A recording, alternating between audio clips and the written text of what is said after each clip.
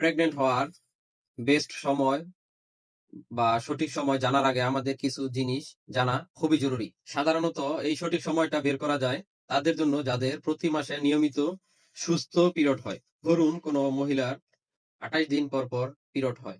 তাহলে most probably এই ২৮ দিনের হাফ ১৪ দিনের মাথায় তার ডিম্বাণু থেকে ডিমটা জরায়ুতে বেরিয়ে আসবে। কারো যদি ৩২ দিনের মাথায় পিরিয়ড হয়, মোস্ট প্রবাবলি ১৬ দিনের মাথায় তার ডিম্বাণু থেকে ডিমটি বেরিয়ে আসবে। ২-১ দিন এদিক সেদিক সবার ক্ষেত্রেই হতে পারে এবং যেদিন ডিমটা বেরিয়ে আসবে সেটাকে বলা হয় ওভুলেশন ডে।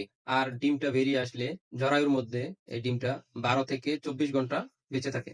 আর ছেলেদের স্পাম বা শুক্রাণু মেয়েদের জরায়ুতে ৩ থেকে ৫ দিন পর্যন্ত বেঁচে থাকতে পারে। প্রতিটি মেয়ের তার পিরিয়ড কয় তারিখে হচ্ছে সেই ডেটটা লিখে রাখা উচিত।